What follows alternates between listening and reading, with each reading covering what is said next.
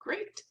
Well, welcome everybody, and thank you so much for joining us. This is an information session for any new international students who are joining us at Memorial University in the winter of 2023.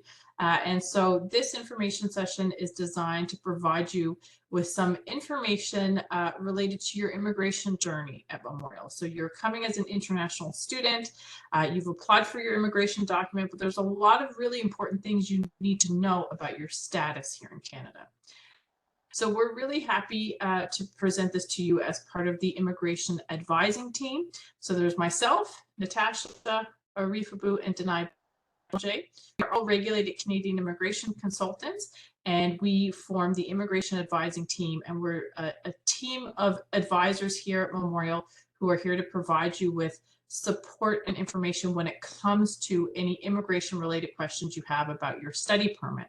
And we're so happy that Bahar with our office here is helping to organize the sessions. If you guys don't know Bahar by now, I'm sure you will, as she is helping to organize all of the arrivals programs and all of the wonderful information as part of these orientation sessions you're going to get. So I'm going to hand it off to Denai, who will start with a land acknowledgement for us and go into a lot of the presentation. Hello again, everybody. So my name is Denai Belanger. I'm one of the advisors here in the Internationalization Office. I'm going to begin with a land acknowledgement. So why do we do this? So why do we have land acknowledgements? Land acknowledgements are a way for people and institutions in Canada to acknowledge the hurt, pain, and just awful history that Canada has had with our Indigenous population. We do land acknowledgements to remind us that we have a responsibility to be aware of the hurt and the pain that has been caused to Indigenous people, but it's also a way that we can reconcile with the past and move towards true peace and understanding with Indigenous people. So I'd like to acknowledge that the lands on which Memorial University's campuses are situated are in the traditional territories of many diverse Indigenous groups. And I respectfully acknowledge the histories and cultures of the Beothuk, the Mi'kmaq, the Innu, and Inuit of this province. I encourage everybody here today to reflect on the lands where you are currently located, as well as the Indigenous people from whom these lands are traditional territory. If you have more questions about what a land acknowledgement is or why we do them, or if you have questions about First Nations people, Indigenous people in Canada, then I encourage you to reach out to our Indigenous office on campus or to do some research on your own so that you can understand more about our history with Indigenous people in Canada. Okay, so let's begin. By the end of this presentation, hopefully you will be able to understand a little bit more about some of the immigration documents that you may have when you come to Canada. So you'll be able to differentiate between a visa or an ETA, a study permit, and the importance of your passport. You'll be able to describe how you enroll, what enrollment status is, and how it impacts your eligibility to study and work in Canada. You'll be able to define key Memorial terms for immigration purposes. You'll be able to describe your eligibility for a co-op work permit if you are in a co-op. You'll be able to describe something called the post-graduation work permit and to determine whether you are eligible to apply. You'll also be able to identify 3 sources of finding immigration-related information. So where to go when you have questions about your immigration status or any other immigration questions. And then lastly, hopefully you'll be able to identify at least one way to connect with us, your international student advisors. And then, of course, as Natasha mentioned, after the information part of the presentation, we'll stop the recording and then we'll open the floor out for questions. Okay, so let's begin. So everybody, hopefully, coming to Canada has a valid passport. So a passport is just a travel document that is issued by your government. So hopefully you are all in a position of a passport. You've used this to apply for a study permit if you're eligible, or if you need a study permit to come to Canada, or your visa or ETA. Now, passports are issued by your home country. Okay, so we are experts of Canada, which means that we cannot necessarily explain to you how to extend your passport, but we may be able to help you figure out where to go to get a new passport, to identify your embassy, consulate, or high commission in Canada. Now, as you know, our campus is located in St. John's, Newfoundland, and so we are an island off the coast of Canada, and there are not very many embassies in the city. If you do need to get a new passport, you will likely have to go to a larger center, mostly, I think for most people, it's Ottawa. But there are consulates in Halifax for some countries, as well as other cities in Canada. So Halifax is the next biggest city close to us, and there are some consulates there. But for most students, if you lose your passport, or if you need any assistance from your embassy, consulate, high commission, you will likely have to travel to Ottawa, which is the capital city in Ontario. Now, please keep your passport safe. You don't need to carry your passport with you in Canada. You don't have to have proof of identification with you all the time. Just carry your student ID, and if you get like a driver's license or a Newfoundland ID, you can carry that with you. Keep your passport at home. Keep it in a safe, dry place, and yeah, don't carry it with you. If your passport gets lost or stolen, come and see us immediately, and then we will advise you on what to do. Okay, so the next important document that you should have is the document that actually allows you to travel to Canada and seek permission to enter the country, and that's called a temporary resident visa. Sometimes you'll hear us refer to it as a TRV or a visa.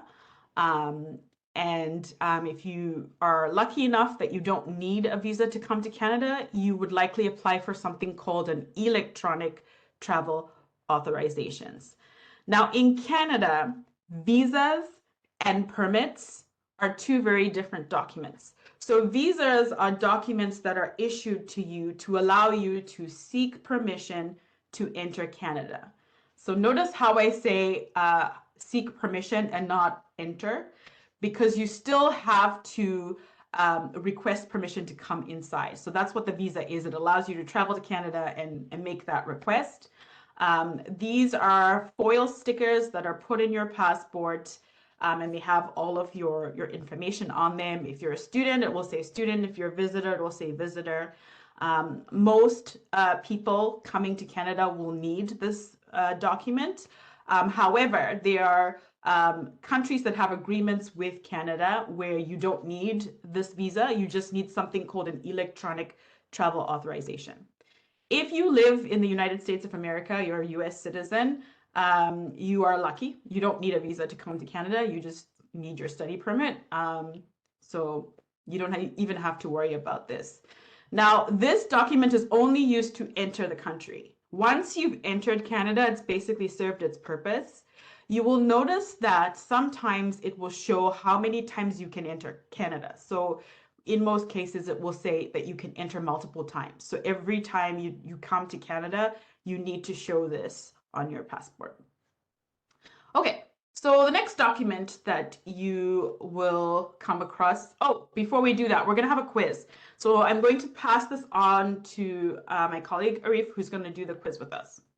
Hi everyone, welcome to our session today. My name is Arif Abu and my pronouns are he and they.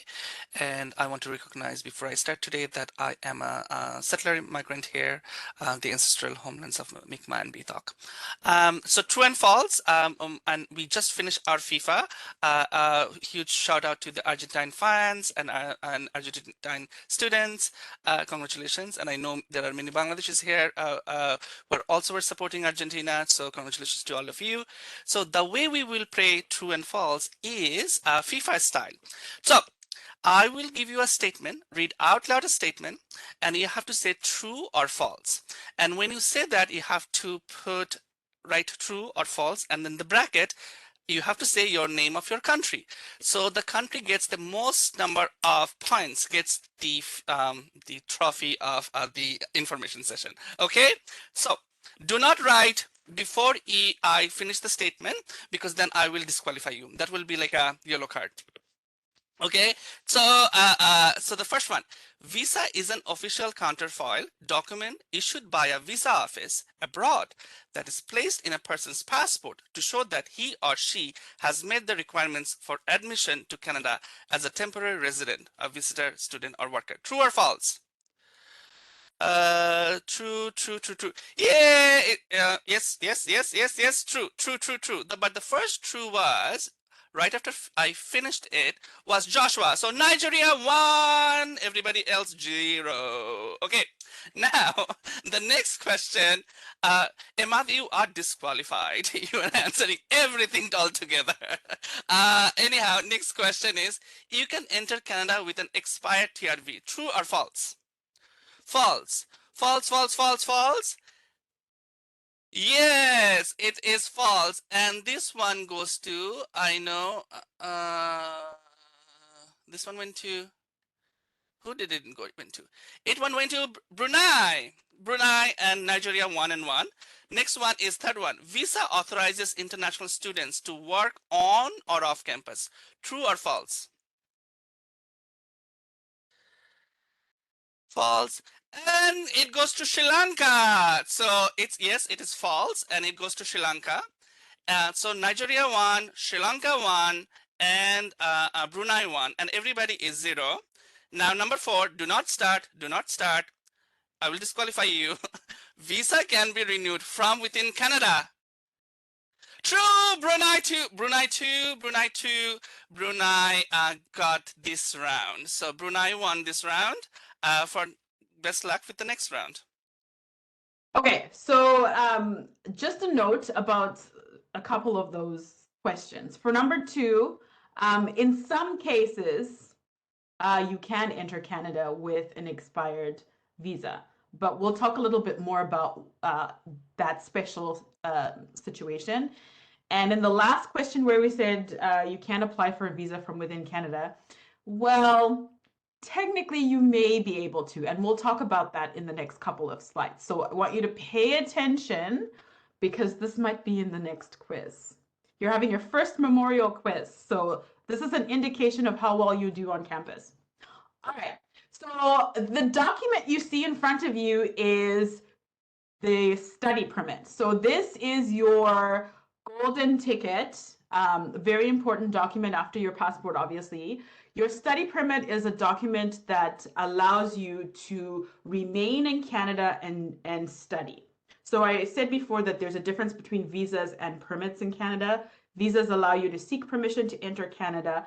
Permits allow you to remain in Canada and do something. So a study permit would allow you to remain in Canada to study. A work permit would allow you to remain in Canada to work. A visitor record would allow you to remain in Canada as a visitor. So these study permits are your first study permit you apply for outside of Canada, at your visa office that serves your region. When you travel to Canada with your passport and your visa or your ETA, you will receive your study permit at your first port of entry. So that basically means the first airport that you land in Canada. Most students arrive at the 4 major airports: Vancouver, Calgary, Toronto, and Montreal. Sometimes you might arrive in, Halifax or wherever, but those are the 4 major airports, and that is where you will go through the immigration process. So when you land in Canada, somebody will ask you, what is the purpose of your stay? And you are going to say, I'm a student, and they will issue this document. Now, your study permit is very important because it's the document that allows you to be a student. If you are taking a program that is 6 months or longer, you need this study permit to start your program. You cannot be in Canada without a study permit if your program is longer than 6 months. Now, if you are coming here for less time, so if you are coming here as an exchange student or a visiting student, you may not need a study permit because your program is short enough that you don't need it. But if you want a study permit, you can always apply for one before you come to Canada. Your study permit is also important because it tells us some important information about your stay. So it gives us your personal details, so your name, your date of birth, your country of citizenship, etc. But it also tells us when the permit was issued, where it was issued, and when it expires. The expiry date is very important because you cannot study, work, or even remain in Canada technically once your study permit expires. So it's important that you keep that date somewhere where you will remember so that you can apply to extend your study permit. Your study permit also tells us what conditions are placed on you when you arrive. So in most cases, it should specify whether you can legally work in Canada and for how long you can work. It might specify jobs that you cannot work in. So sometimes you'll see a remark that says that you can't work in with children. It might be placed on your study permit. Or it might limit you to a certain field, location, something like that. If you have conditions or remarks that you don't understand on your study permit, make sure to ask the immigration officer what that means when you are in the airport. But if you only notice it when you are here in St. John's, contact us and we can explain what that means. Now, I talked a little bit about the expiry date on a study permit. It's important to remember to extend your study permit before it expires.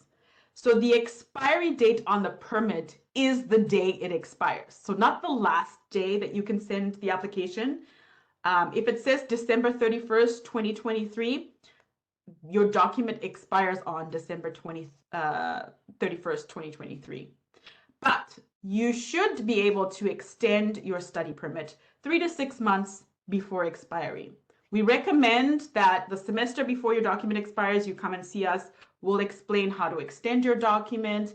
And while your application is in process, even if it takes, IRCC a long time to process your document, even if your document expires while you're waiting for the extension, you can continue to remain in Canada, you can continue to study and work as normal. But what happens if you apply for your study permit after the expiry date?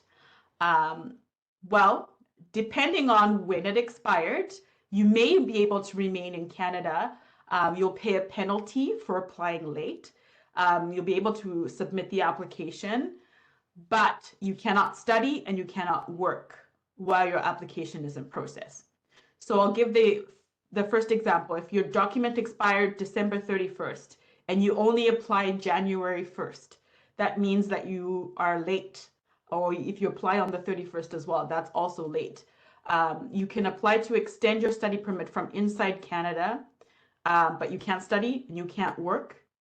And the third most important thing is if you wait and you don't extend your study permit and your study permit expired more than 90 days before, then you cannot do anything from inside Canada. So you have 90 days after your study permit expired to pay a penalty and fix the situation. You can't work or study in that time.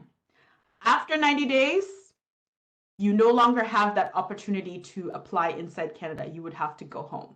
So we definitely don't want to see that situation. When it's time for you to extend your study permit, please, please, please come and see us first. So come and see us like 6 months before it expires so that we can give you some instructions. This is very important for you to remember. If you forget everything else we've said today, please do not let your study permit expire, because it can create a lot of problems for you. Your study permit is also your proof of work in Canada. So if you want to work in Canada, you need this document to be able to do that legally. You won't be able to work in Canada without this document. Okay, so let's move on to the next slide. All right, Arif, take it away. Yeah, true and false. Last one went to Brunei. So people, don't disqualify. Let me finish the statement and then the game begins. Okay, first one. Study permit allows you to enter Canada. True or false? False. Brunei got it. Brunei got it. Brunei 3. Everybody else are struggling. Now the next one. Okay, next one. Study permit authorizes you to work if you meet the conditions. True or false? True. Who said the true first this time? I need to check. I think it was Azerbaijan. Azerbaijan? Okay, Azerbaijan won. Great. Now number 3. Study permits cannot be renewed from within Canada. True or false? False, false, false. And this one goes to Ghana. Ghana got the last one. So this round is pretty good. Ghana got 1. And then everybody got 1. So this round is draw. Okay, so the last time we had the quiz, I said that you can't enter Canada without a visa or an ETA, except in one condition. So if you are traveling to the United States of America, so if you have a US visa or if you are allowed to enter the US, you can travel to the US with just your study permit and your passport, even if your visa has expired, as long as you are only going to continental USA. So that means that you are going to the continental states. You're not going to like Hawaii or anywhere else. But that's the only time that you can enter without a visa. Okay? If you have questions about that, before you plan any travel or plan anything, definitely come and speak to us. Okay, so let's go to some more information. When you are a student at Memorial, you will notice that our year is divided into 3 blocks. So those blocks are called semesters. We have fall semester, which we have just concluded here. Next semester is winter, and then we have spring summer. So spring summer is from May to June. Sorry, not May to June. May to August, although sometimes it feels like just May to June. It's May to August, and then fall is September to December, and then winter is January to April. So the academic year begins in September. So right now we are close to halfway in the academic year. And most students actually start their programs or their courses in September. But we admit students throughout the year. So like you may be starting your program in January. When you register for courses, you are classified as either a full-time student or a part-time student. So the definition of full-time depends on whether you are undergraduate or graduate. So undergraduate students, you are considered full-time at Memorial if you are taking at least 3 courses or more. So if you take 3 courses or more, you are considered full-time. A full course load at Memorial is 5 courses. Sometimes you may take more than 5, in special circumstances if you have permission. But most students don't take more than like 3 or 4 courses per semester. Now, undergraduate students, you're considered part-time if you take less than 3. So if you take 1 or 2 courses, you are considered a part-time student. So what about graduate students? Graduate students, it's very easy for you. You are full-time all the time. So if you are paying a full-time tuition fee, you are full-time every semester all throughout the year. It is very rare that graduate students are part-time students because your status is not determined by the number of courses you take. Your status is determined by the fee that you are paying as graduate students. So most graduate students pay a full-time fee, and you're classified as full-time even if you take one course. Sometimes you may not even be taking a course, you're just doing your research. You are considered a full-time student. Undergraduate students, you need to take 3 courses. So why is this important? Your student status in Canada is extremely important because as a study permit holder, you need to make sure that you are making an effort to complete your program on time. And that means that you are consistently registering full-time when you are required to. So for undergraduates, that's fall and winter. And for graduate students, that's all through the year. Full-time students in Canada are the only students that can work. So if you are part-time, except in certain situations, you can't work. So you have to be a full-time student to be able to work at all. So on campus, off campus, anywhere. So this is really important for you to remember. Now, there are, I said, some situations where you can be part-time and still be able to work. What I would suggest is that you attend our Working in Canada session because it's a little complicated. So we can't really go through all of the instances in this presentation, but just remember, full-time student, if your study permit says you can work, then you can work. But if you are a part-time student, then unfortunately you can't work, and being part-time is not great, okay? The other thing that you will hear a lot is something called a scheduled break. So we obviously understand that you are not machines, that you need to take breaks while you are studying. And, you know, there's lots of opportunity for you to take breaks throughout the school year. So for undergraduate students, you have very defined breaks. So you have a break in the summer semester. So spring and summer is not a requirement for you to register. You can take a break, you can register, you can do whatever you like. Most students choose not to register in the summer because the weather is nice. They don't want to be in a classroom. They want to be exploring Newfoundland in all its beautiful glory. But for graduate students, you don't get breaks. So unfortunately, you don't have that summer off. You have to be, you know, finishing your program. There are other times in the year when you do have little breaks. So we have a midterm break. We have the breaks between semesters. So right now we're on a little break between the end of fall semester and the beginning of winter semester. But graduate students, unfortunately, because of the way that your program is set, you don't get those breaks. Okay. The other term that you might hear is something called leave of absence. So leave of absence is a formal process or is a documented process that allows you to take time away from your studies, you know, for a reason. So if you have military service, if you have health issues, you know, if something happens and you have to go home for, you know, something extraordinary, then you can request a leave of absence. Again, we would recommend that you attend our sessions to learn a little bit more about that and what the process is. Don't just choose not to register. If you decide you wake up in the middle of February, it's snowing, and you haven't seen the sun in 4 days, and you're like, I don't want to go to school anymore, I'm going to drop out of my courses. You can't do that, okay? You have to make sure that you come and speak to us first, and so that we can explain to you what happens when you drop your courses, because there's a lot of things that could be affected by you dropping your courses. The next term is academic suspension.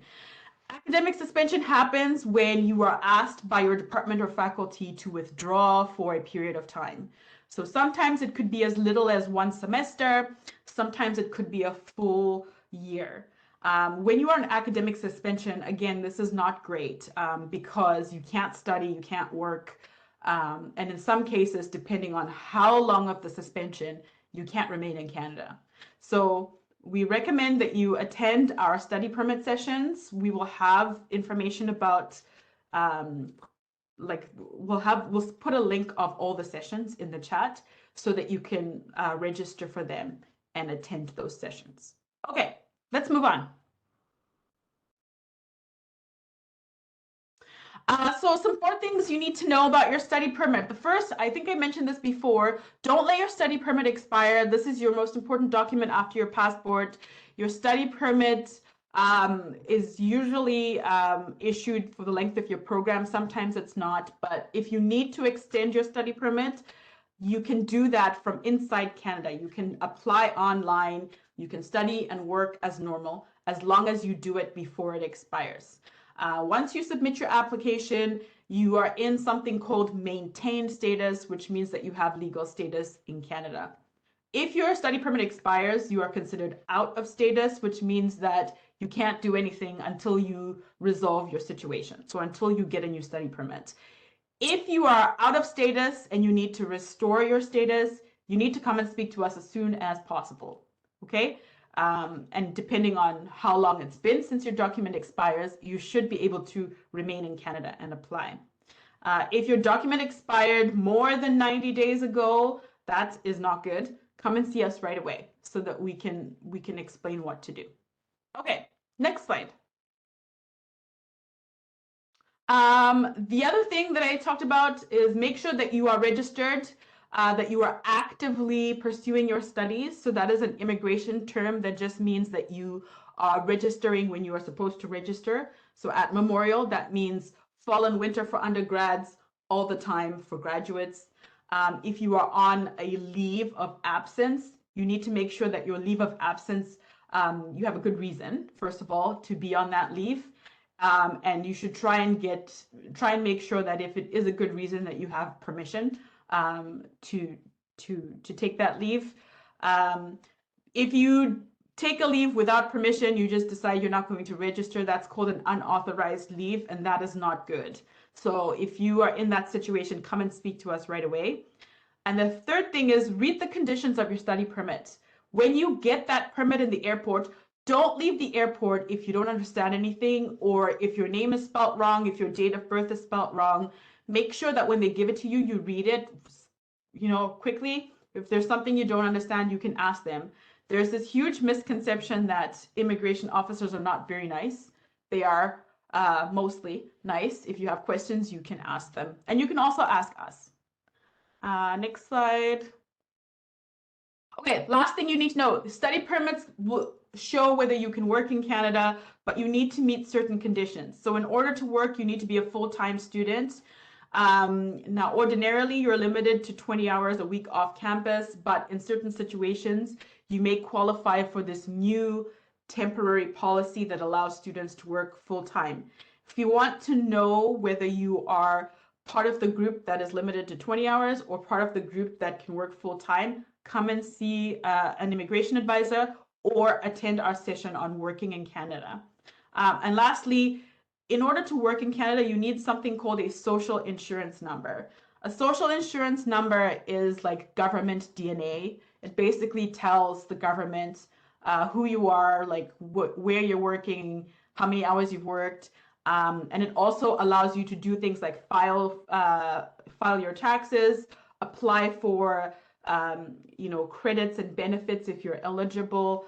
But your employer will need to see this number.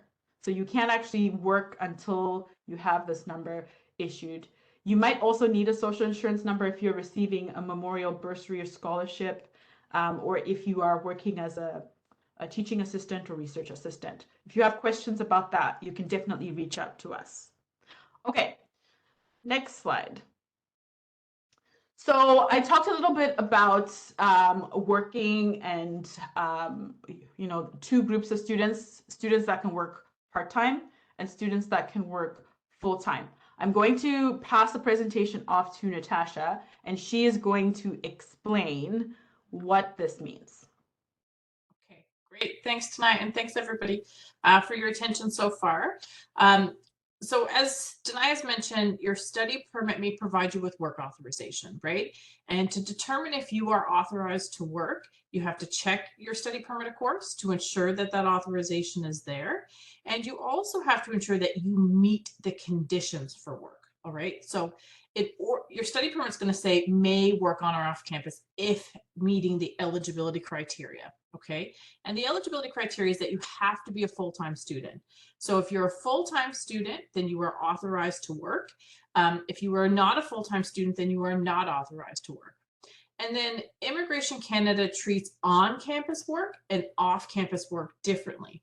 So on-campus employment is where you are working in a building on campus, okay? It may not be that Memorial is your employer, but it's just that the work is on campus. And then off-campus employment is everything that is outside of the university campus where you're studying, okay? To be eligible to work on campus, you have to be a full-time student. To be eligible to work off campus, you have to be a full-time student in a program of study that's at least 6 months and leads to a degree, diploma, or certificate. Then on-campus employment, Immigration Canada does not restrict the number of hours you can work on campus, okay? Now, the university will have employment policies, and there are different regulations that the university has when it comes to on-campus employment, but according to Immigration Canada, your study permit does not provide any limits for on-campus work. However, off-campus work, there are limits placed on off-campus employment. So you are restricted to 20 hours a week off campus during a regular academic semester, but you may be able to work full-time during a scheduled break. And a scheduled break is, again, one that's scheduled by the institution, not a break you choose to take. And to work full-time during a scheduled break, you have to be a full-time student before the break and after the break. Okay, so these are the normal rules that apply to employment. Now, very recently, the Government of Canada, through Immigration, Refugees and Citizenship Canada, made an announcement where they lifted the restrictions of that 20 hours a week off-campus work limit, okay? And this announcement is referred to as a temporary public policy. So it's temporary in that it's only meant to last for a certain amount of time. And it's a public policy because it was designed to help to influence the policy and improve the situation within Canadians' economy and the need for workers, okay? So it's a temporary public policy. Now, with this temporary public policy, it's not really that straightforward. It doesn't mean that everybody who had a study permit can now work more than 20 hours a week off campus. You have to be eligible for that temporary public policy, and you also have to pay attention to if there are other policies that might restrict you from working more than those 20 hours, okay? So we're going to do our best to try to explain this temporary public policy to you. So this policy was announced on October 7th, 2022. It came into effect on November 15th, 2022, and it is set to expire on December 31st of 2023. Whether or not you're eligible really depends on when you submitted your application for a study permit, okay? So many of you are coming to join us in the winter semester, and when you applied for your study permit, you might have all applied at different times, but as long as you applied for that study permit before October 7th, then when you come to Canada and get your study permit issued, you would be eligible for the temporary public policy if the study permit that's issued to you indicates on it that you are authorized to work, okay? If you apply for your study permit after October 7th, you're not going to be eligible for this temporary public policy, but it doesn't mean that you're not going to be eligible to work those 20 hours a week, okay? You'll still be able to do that as long as your study permit says that you can work. Now, your study permit's also going to have an expiry date on it. So just because you're eligible for the temporary public policy does not necessarily mean that you're going to be eligible for it for the full duration. You might not be eligible up to December 31st, 2023. Because if your study permit is set to expire, say, in August of 2023, then you're only going to be able to avail of that temporary public policy up until that point. Because if you're going to stay beyond August 2023, You're going to apply for a study permit extension, but that extension application will be one that's made after October 7th, 2022, which is why you wouldn't be eligible anymore for that temporary public policy. Okay. So you also have to make sure you remain a full-time student in order to avail of this temporary public policy if you're eligible. And another special note for our graduate students is that as a graduate student, as Denai was explaining, your full-time status is really dependent on how you're pursuing your program, right? Your program registration, not your course registration. And the university calendar actually defines a full-time graduate student as one who works no more than 24 hours a week. And the idea with that definition is that if you are pursuing your graduate studies on a full-time basis, you must devote the majority of your attention to those studies, okay? And so you shouldn't be working as a full-time employee and doing a full-time master's degree. So that's the reason for it. So just because you might be authorized to work more than 20 hours a week under this temporary public policy off campus, if you're a graduate student, it doesn't mean necessarily that you can. And you may, if you have a need to, you can connect through the School of Graduate Studies to learn more about that 24-hour restriction.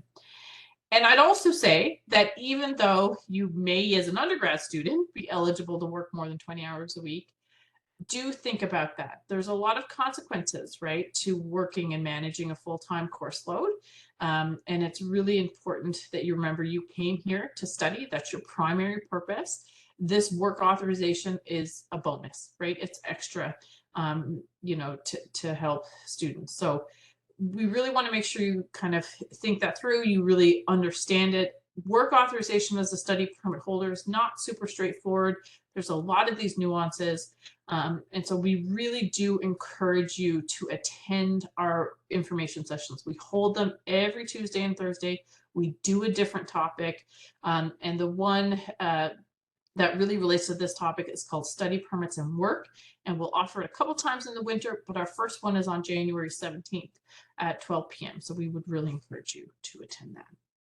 Right, so we'll go to the next slide and hand it over to Arif. Hey, so last question is from Adar. Okay, okay, I'm going to marking from there. If you answer before I finish my statement, you're disqualified, remember. And now Brunei is also winning. So the first one, undergraduate students can work full-time during their scheduled break. Yes, true. The first one, we go to Nigeria. Nigeria is now scoring 2 as well. Next one, graduate students do not have any scheduled breaks and as a result cannot work more than 20 hours off campus during their program of study. True or false? True. And went to Brunei. It went to Brunei. Next one is true. Number 3, part-time students are eligible to work. True or false? False. It went to Brunei. Brunei is just killing it. Students who are on leave, authorized or unauthorized, are not eligible to work on and off campus. True or false? True. I don't know. True. India's first score. India got a first score. And last one. All study permit holders are eligible for temporary public policy. True or false? False. False. Germany had their first score too. Yet Brunei is leading. Nigeria is in second. So there are few chances you will have more to score. Thank you.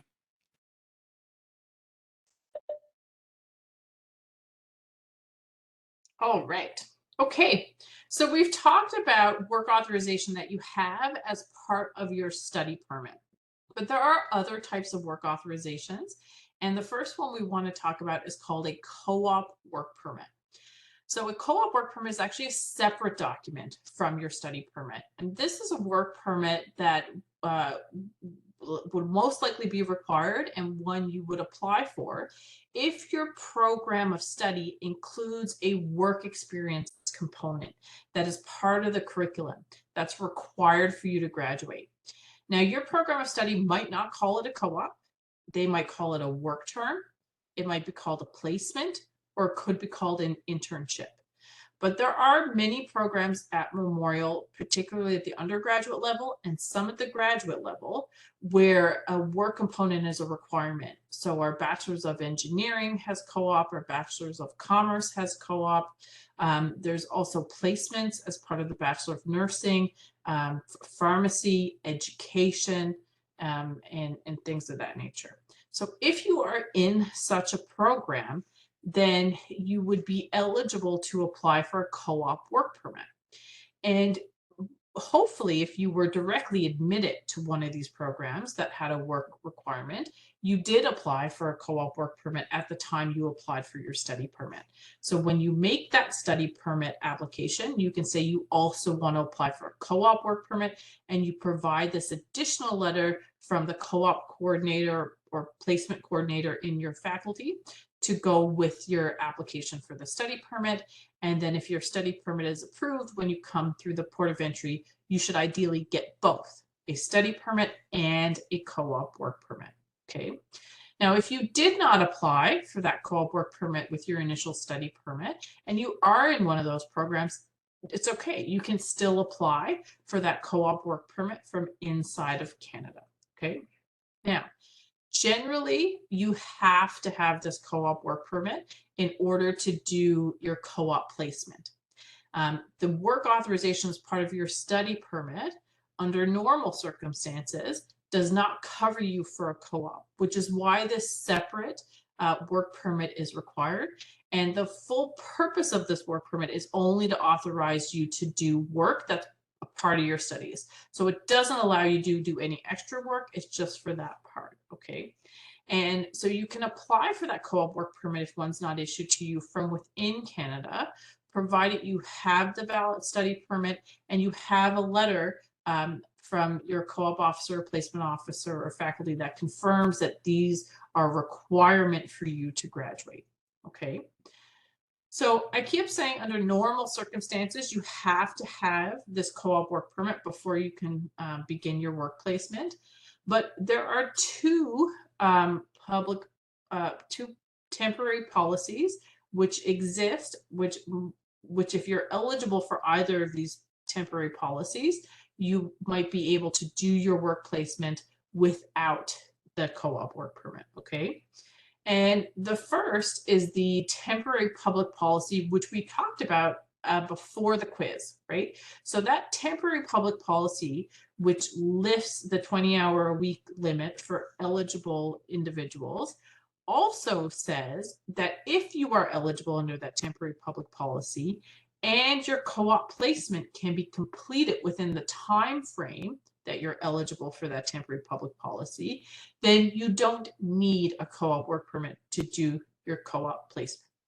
So just as a reminder, if you applied for your study permit before October 7, 2022, and then when you come to Canada, if that work permit says you can work and you're a full-time student, then you are eligible for that temporary public policy. You're eligible for that temporary public policy up until December 31st, 2023, or the expiry date of your document if it's issued before that time. So if you have a work placement this year and your study permit is valid for that full duration, then you don't need a co-op work permit to do that placement. You can go ahead and just do it without the work permit. Okay. The second temporary policy is a temporary policy that has been in place for a couple of years already. And it's one of the temporary policies that was introduced as part of the COVID-19 slate of temporary policies. And there's been many that Immigration Canada has introduced over the time of the pandemic. And one is specifically as it relates to the co-op work permit. Now, this exemption says that if you apply, so you still have to apply for your co-op work permit. If you apply for it and it's still in process, you haven't gotten it yet, but your work placement is set to begin, it says you can start your work placement based on your study permit work authorization. So you don't need to have the co-op work permit, but you need to have applied for it. But this policy is set to expire very soon. So it's not likely that it's going to apply to any students here. Okay. So you may be eligible under the temporary public policy that lifts the 20-hour-a-week off-campus limit, which you could use to do a placement if you have a placement during this year that the temporary public policy is in place. But even if that's the case, we strongly encourage and advise all students to apply for the co-op work permit anyway. Okay. The good news about this co-op work permit is it's free. You don't pay anything for it. It is a relatively simple application. The challenging part of it really is that processing times for a co-op work permit are long. Okay. So you can see that a lot of these work authorization rules can be quite complicated. There's a lot of trying to figure out if you're eligible for these temporary policies, right? So we can help you to navigate that, and we encourage you to attend the information session. And the message around a co-op work permit I want you to know is if you have a mandatory work part of your program, apply for one anyway. Okay. All right. Next slide.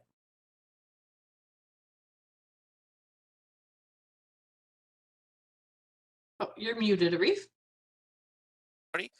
Jackson wanted to revisit something, and is question number 2.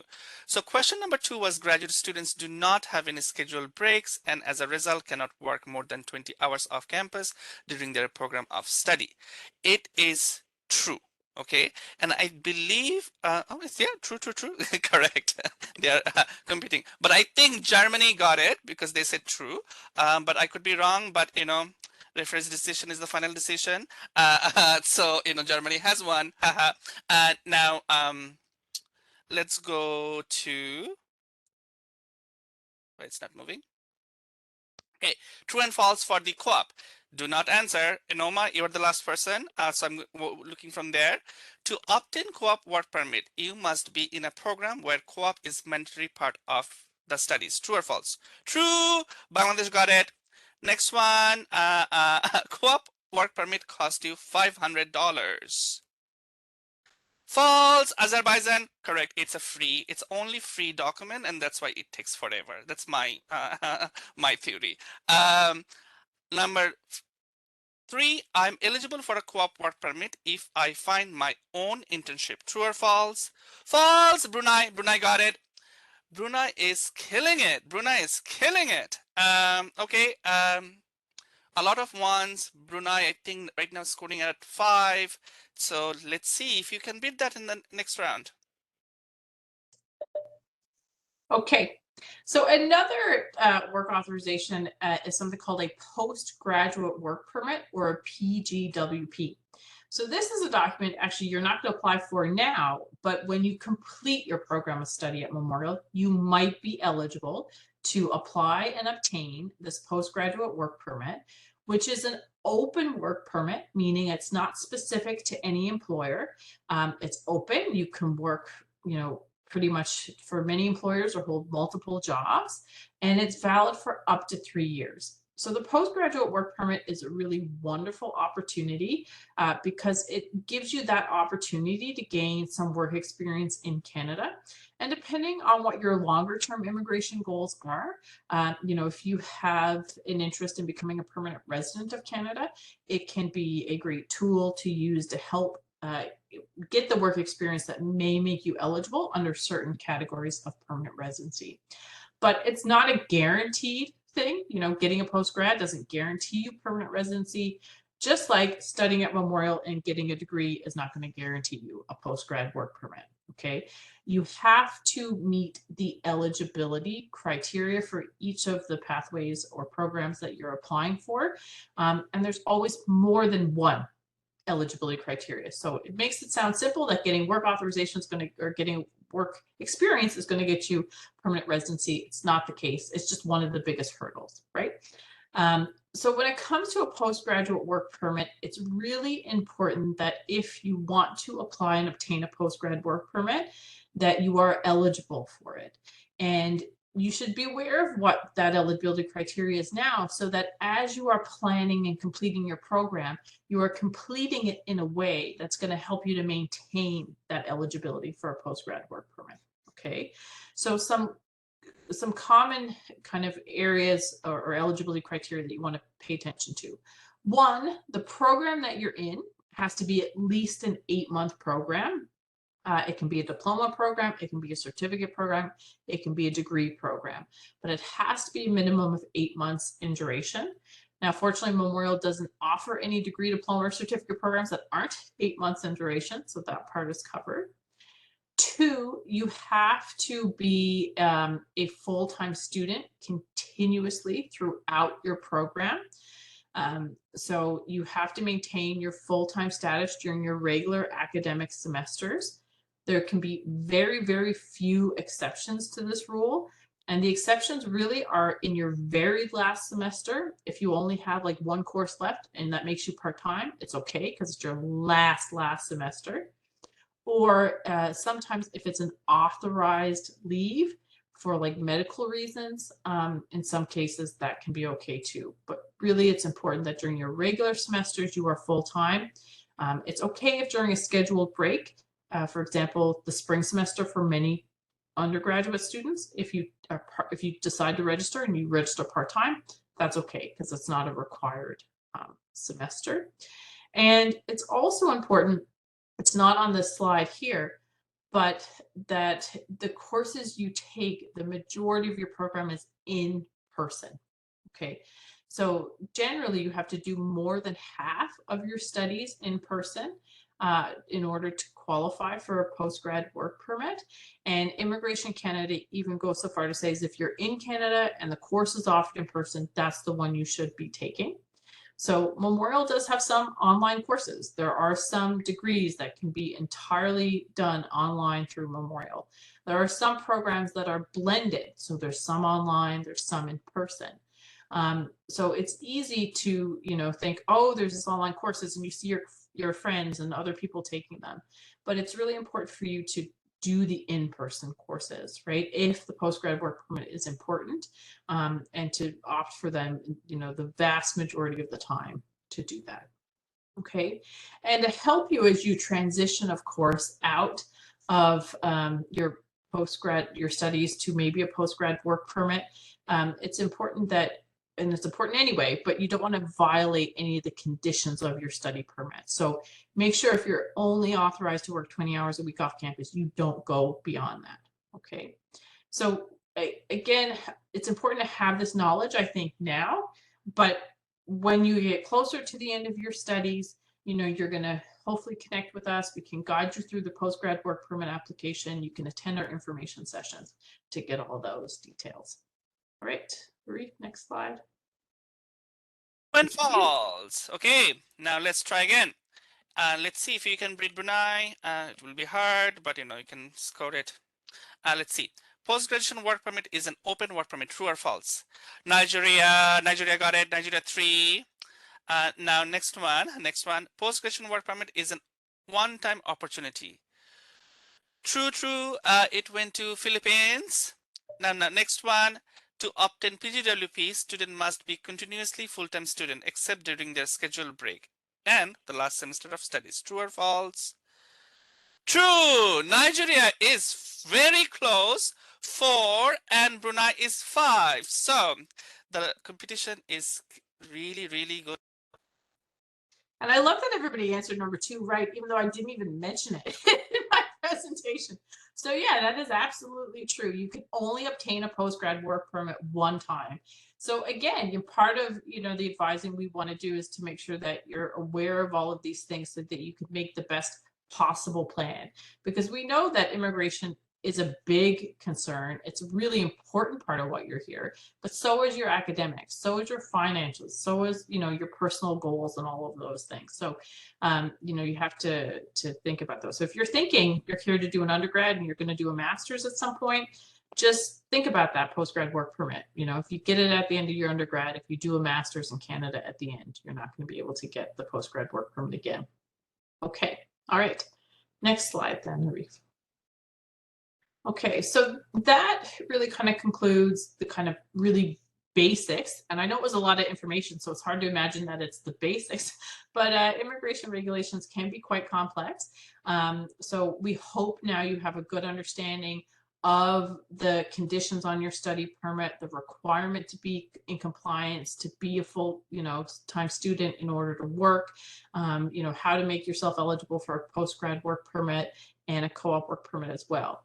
And if you ever have questions about any of these, as we've said time and time again, you certainly are welcome to connect with us. That's what our team is there for, is to be able to give you that advice and information when it comes to your immigration status. And if you don't come to us though, when you're seeking out immigration information, it is really important that you do it from, a reputable source. So there's a lot of information out online about different immigration programs.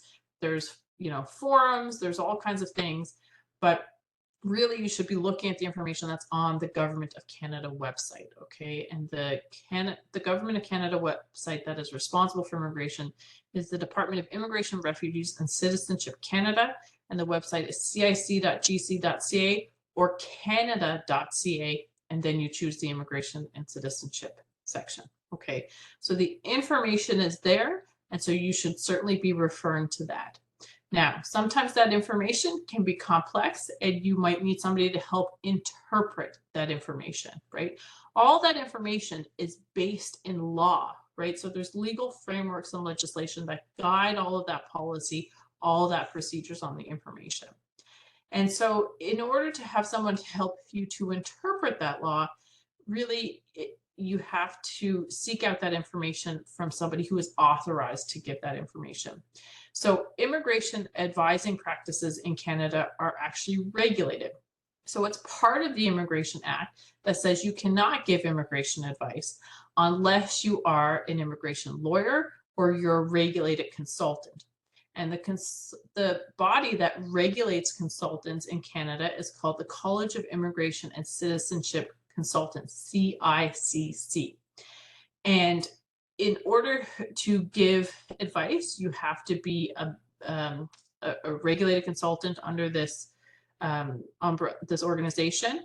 Yeah, you have to pay membership fees. You have to go through strict education. You have to write an exam. You have to keep up with different professional development obligations. You have to do a compliance audit, and you can lose your license, if there are different areas of non-compliance as a consultant. So all three of us, myself, Arif, and Denai, are consultants who are regulated by this organization. And if you go on their website and you search us, you'll find us there. You'll see if we are an active member, if we're suspended or whatever. So if you're ever seeking advice from somebody, make sure they are a regulated consultant. You can check up on them through the college, or that they're an immigration lawyer. And there's, us, we really hope that you come back and talk to us to get that advice. So it's the immigration advising team. All right. Last chance. Nigeria and Brunei are really close, so be very careful. So it can go Nigeria 4, Brunei 5. My friends and family are the best source of information when it comes to immigration. JP, I'm guessing it's Japan. Japan got it. Now, whether it will be draw or whether it will be a clear win depends on the last question. It is illegal to provide immigration advice without having appropriate license and authorization. And it's true! Nigeria.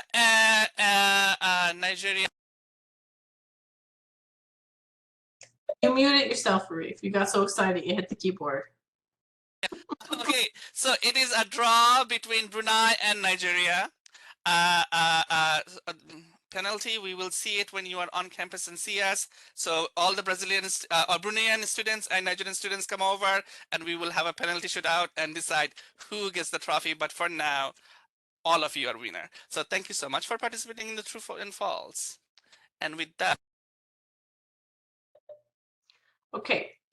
So we just have, a couple other things we want to share with you before we can move on to kind of questions and answers. So this is just a note about immigration fraud and scams. And there are scams out there that are targeted specifically around immigration. There's also a lot of scams out there that are targeted around like filing your tax return in Canada, or around trying to get personal and private information from you, such as your social insurance number. So your social insurance number is a very important number. It should be kept private. It can be linked to identity theft. The purpose of your social insurance number is to provide to your employer so they can pay you, for you to provide to the Canada Revenue Agency so you can do a tax return. And sometimes you might have to provide it to your bank and that sort of thing, right? But if somebody's calling you on the phone wanting to confirm your social insurance number or get credit card information from you, and things like that, you should not provide it. And some of these scams can be really scary. There are reports of different scams, people calling you, reporting to be from Immigration, Refugees and Citizenship Canada or from the Canada Border Services Agency. And it can be scary because it's that they're, threatening deportation and things like that. Well, those are scams. They would not call you, right? A CBSA officer, an IRCC officer are not going to call you. I mean, you are not going to be able to get them on the phone. They're not going to be calling you. So it is important to become educated and do your best to protect yourself from fraud and from scams. And so, when you are creating your IRCC accounts, use unique passwords for each, be suspicious if someone asks you for personal information. Don't give it unless you're absolutely certain, right? And even if you think you're absolutely certain, if you want to ask for a second opinion, you can come to the internationalization office and talk to an international student advisor about it. And be sure not to share your user ID, passwords, or social insurance number or anything with anybody there. Somebody has just put into the chat, I'm just going to address it now because it's related to this topic. When I went to buy a SIM card, they asked for my SIM. Is it okay to share with them? So it does happen sometimes that a lot of the telecommunications companies will ask you for your social insurance number. And the purpose of that often is to do kind of a credit check on you, particularly if you're going into a contract with a cell phone company. I think there are other ways to go about getting a cell phone other than providing your social insurance number. That being said, I've never heard of any student who has provided their social insurance number to one of the telecommunications organizations for purposes of getting a cell phone that have had a negative experience with that, right? So just keep that in mind. All right, next slide. All right. And so oftentimes scams are done through email or through the phone. And this is from the Government of Canada, which is, trying to educate a lot of students about being scam smart. So scammers can change their caller ID to make it look like it's an official number. Not all scams actually come from like a really strange looking number, a toll-free number. Sometimes they look like they're coming from a local number. And so when you're here in Newfoundland, the area code is 709, right? But they can do that. They often can imitate as government officials. As we said, they can say that the Canada Border Services Agency or Canada Revenue Agency or Immigration, Refugees and Citizenship Canada. And here you have it from the Government of Canada. They'll never ask you for your financial details or personal information over the phone. Okay, so be aware of that. All right. Now, before we move into our questions and answers, we really would ask that you take some time at the end of the session. So, not right now, but when you leave, copy this link, and Arif has put it into the chat. It's a very quick question, a few questions. We just want to get your feedback on how you felt the session went, what more information you would like to see different. It really helps us to plan for future sessions. So thank you in advance for doing that. We really appreciate it. Thank you. Thank you. So now is the Q&A period. So the recording needs to be stopped. Bahar, could you confirm the recording has been stopped?